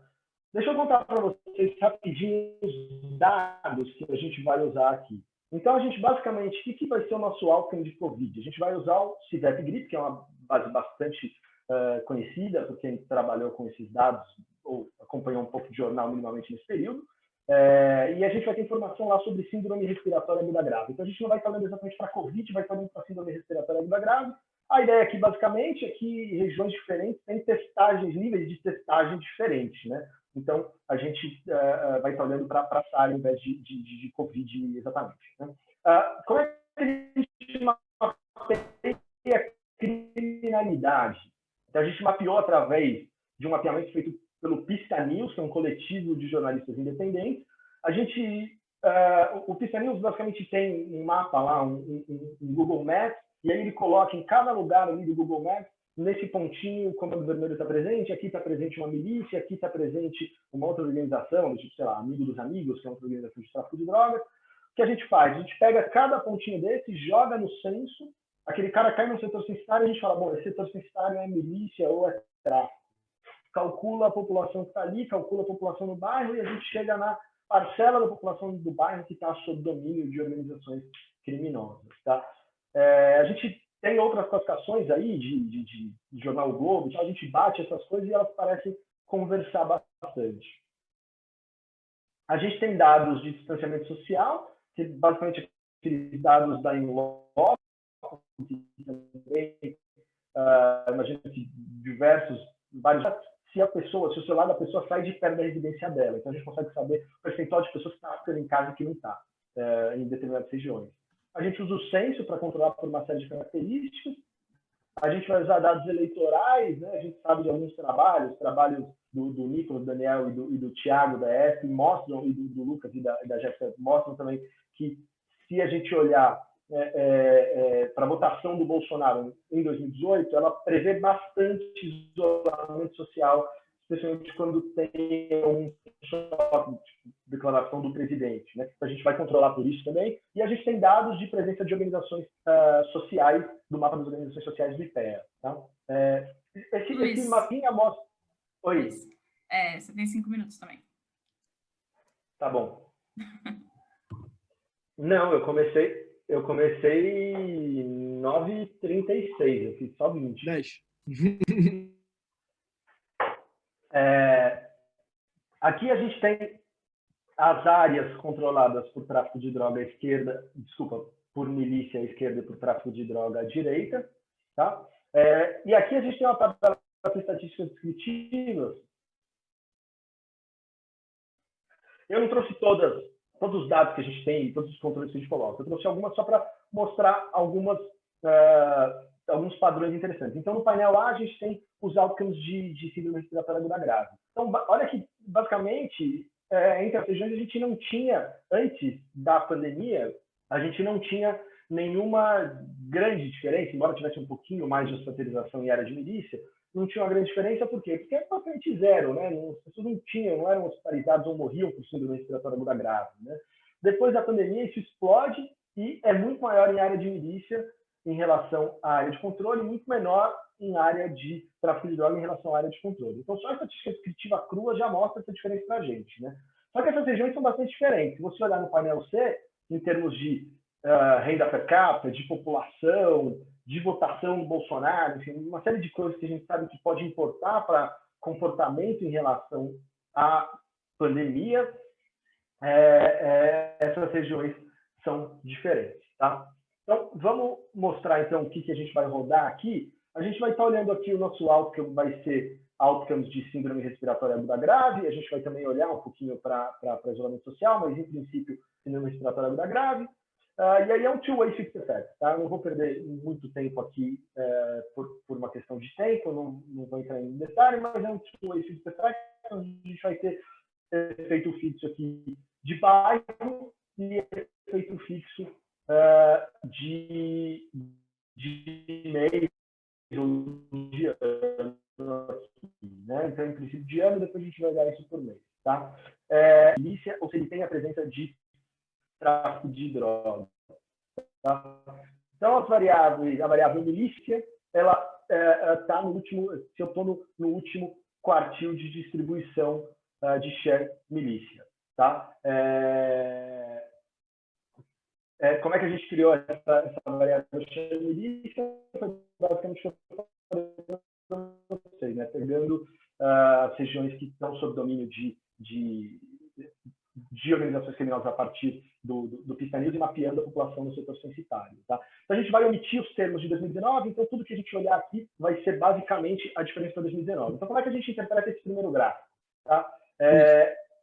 Oi. Luiz, antes de entrar no resultado, tem uma pergunta de clarificação dos dados que você está usando no chat do Wander. Ele está perguntando se alguma área foi excluída por não ser dominada por alguma organização e também se regiões com presença da UPP foram consideradas. Tá. Não, as áreas que não tem tráfico de droga nem milícia, elas são um grupo de controle, né? Então, elas não entram... elas entram na regressão, mas entram como grupo de controle. A gente está comparando em relação a essas regiões. Em relação ao UPP, eu acho que, se o Bruce estiver aí, talvez ele possa me ajudar, mas eu acho que a gente tem um teste. O Wander ele perguntou, na verdade, se quando tem milícia e tráfico, né? Quando tem uma área que tem milícia e tráfico. Essa pergunta é... Exatamente.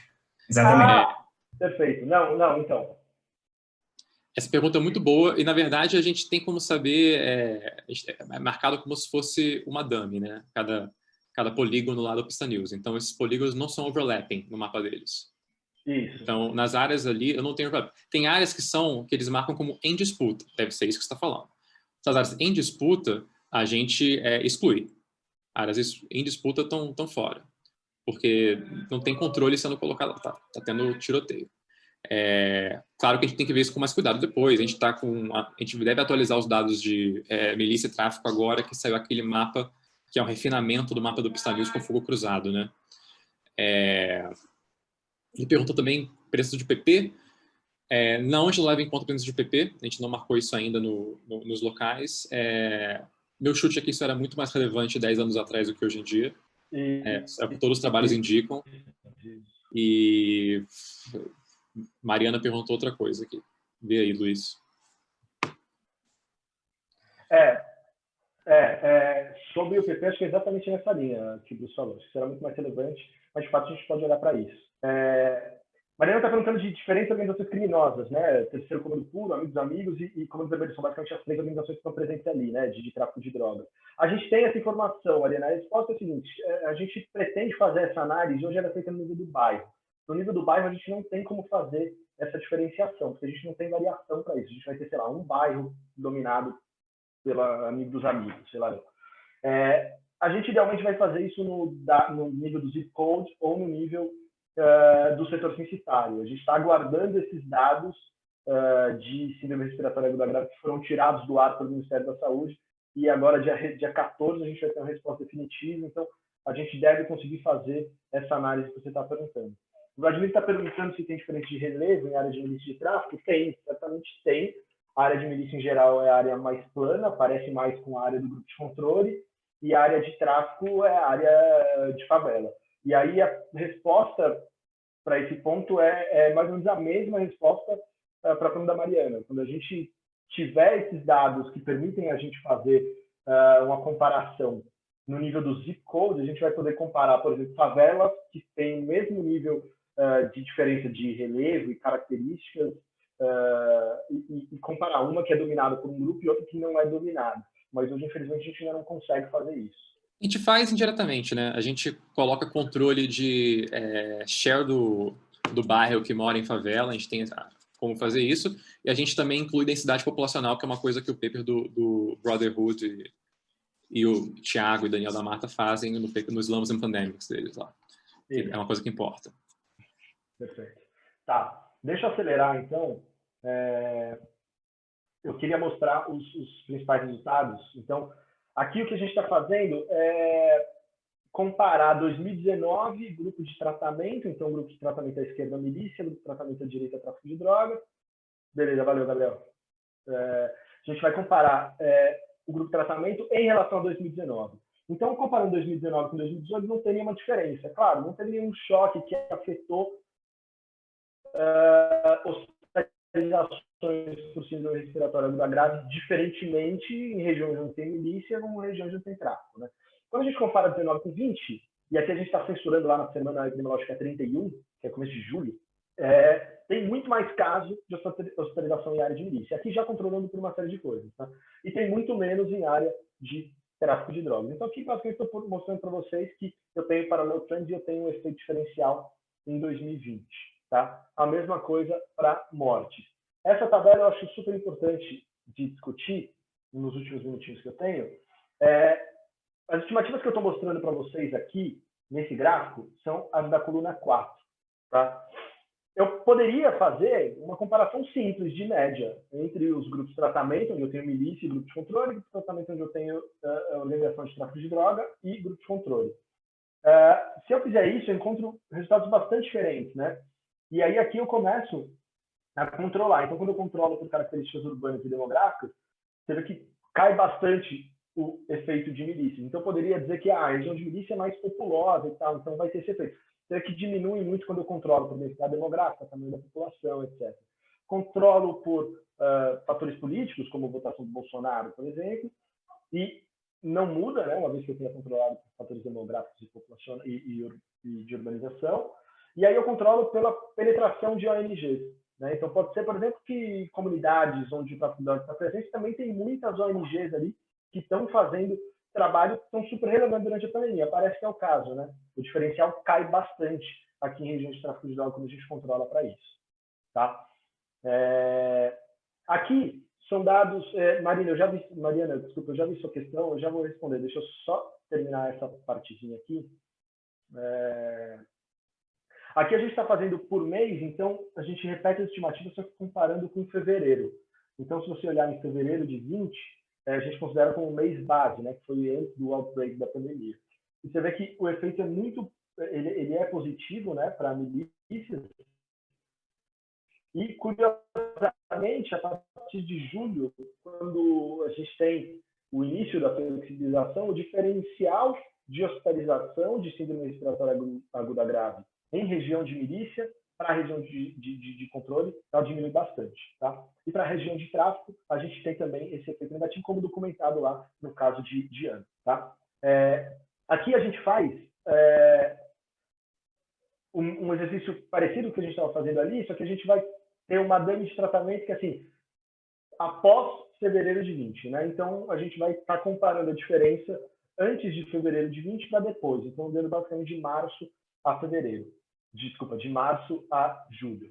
E a gente vê aqui que tem, de novo, um efeito positivo para a milícia, em hospitalização e morte, e para drug gangs, tem um efeito negativo em hospitalização e morte. Aí a gente começa a tentar investigar um pouco qual que é o mecanismo que poderia estar explicando isso, e a gente vai olhar para os índices de isolamento social. E aí, aqui a gente vai estar controlando também por fatores que são relevantes, como a votação do Bolsonaro, etc. E aí você vê que, se a gente comparar fevereiro de 20 com outros meses, a gente vê que regiões de milícia têm um isolamento social menor, ou seja, os indivíduos ficam menos em casa comparado à região do grupo de controle. Se a gente olhar para a área de tráfico de droga, a gente vê que não existe uma diferença significativa, o que é bastante surpreendente, né? Eles não ficam mais em casa, como o resultado negativo ali de hospitalização poderia sugerir, mas quer dizer que esses caras em regiões super pobres, quando eu controlo por uma série de coisas, eles estão fazendo a mesma coisa que a Zona Sul do Rio de Janeiro, por exemplo. Né? E a gente vê que o efeito aqui diminui bastante quando eu controlo em social distancing. Tá bom? A sessão, mas não sei se tinha mais alguma pergunta, enfim, não sei se a gente pode ficar mais um pouquinho.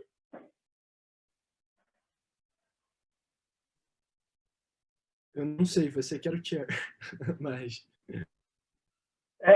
Não, mas é porque eu sou só o de júri, de fato, aqui é o Room 1 SBE, eu não sei se a gente pode, se eu posso responder as perguntas. Estão vendo que a sessão está encerrada, enfim. Só para te responder, Pedro, não, a gente não está levando em conta a correlação espacial, isso é isso que a gente vai ter que fazer, especialmente agora, indo para os dados de zip code, né? A questão da Mariana, são poucos os lugares com esse mapeamento que a gente identifica como tendo esse overlap muito claro. Naquela tabela que eu mostrei, você vai ver que regiões que são controladas, na média, elas têm, sei lá, 50% de de domínio de organização criminosa e, sei lá, 0,7% de domínio de outra organização. Então, não aparece muito claro quando a gente faz recorte de mapa, desculpa, de bairro. Tá?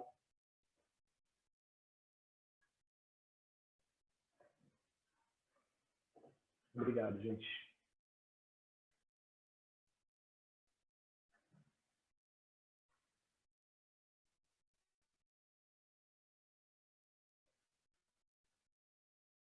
É isso. Tem alguma coisa? Enfim. Luiz, você que tá... Oi. Só reforçando a questão da PPs. É o Wander que está falando rapidamente. Para acabar. Oi, Wander. Eu ainda acho que vocês podem fazer uma especificação controlando por isso. Porque, apesar de ter acabado em 2000, as instalações em 2014, acabou. As instalações em 2014, você ainda pode controlar por isso, pelo menos para aquelas que estão remanescentes. Porque a hipótese de vocês é presença do Estado no local, né? E aí, eu tenho uma literatura que fala que a gangue da CV, Comando Vermelho, foram mais afetados os territórios delas, né? Foram mais afetados pelas UPPs. E as milícias menos. Então, talvez pode ter um impacto se você controlar pelas UPPs, que é bem fácil, dado que você tem as informações dos locais de UPP, só para fazer um teste, para ver se os resultados eles são sensíveis a isso mesmo. Apesar de ter acabado há 6 anos atrás, 2014, né, as instalações, ainda existem algumas ativas, né? Então, talvez seria interessante fazer um teste, só um teste para ver se seus resultados são sensíveis a isso ou não. Não, legal, bacana, obrigado, vou dar uma olhada mesmo. O meu entendimento é que realmente isso era muito menos relevante hoje, mas é interessante saber. Vamos olhar para isso sim. A Giovana perguntou sobre financiamento social, home office e tal. O que a gente sabe o dado da Inloco, assim, ele instala um negócio no celular, quando você baixa algum aplicativo, ele instala um API lá, que é um programinha, que vai saber a sua localização. Você concordou com os termos ali, ele sabe a sua localização. Ele vai aprender, se você dorme todo dia naquele lugar, ele vai aprender que aquele lugar é sua casa. Aí, quando teve a crise, o que eles fizeram? A pandemia, o que eles fizeram? Eles passaram a calcular, eles têm 60 milhões de celulares monitorados no Brasil. Eles passaram a calcular o percentual de pessoas que saem de casa e que não saem, baseado nesse API que eles conseguem olhar o seu celular. E aí eles dizem para a gente, num hexágono, que é uma região pequenininha ali, o percentual de pessoas que estão ou não dentro de casa. Então, eu não estou sabendo se eles saem para trabalhar ou não. Eu não sei se ele sai ou não de casa. E aí, acho que importa menos a razão dele sair, importa mais se ele sabe que o distanciamento social afeta a pandemia. Então, pode ser um dos mecanismos. Tá? Acabei não conseguindo passar por tudo isso, que enfim, muita coisa. Tá? Prezados, eu preciso encerrar a sessão. Então, quem quiser fazer uma consideração final, tem 1 minutinho, rapidinho.